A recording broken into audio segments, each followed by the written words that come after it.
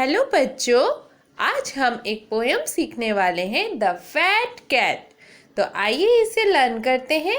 I had a cat who was so fat he could not even sit in his mat. He had a hat that did not fit. He put it on and then it split. तो बच्चों, इसी तरह से आपको poems को learn करना है। Try ज़रूर करिएगा लर्न करने का। मिलते हैं नेक्स्ट पोएम में, तब तक के लिए राधे राधे।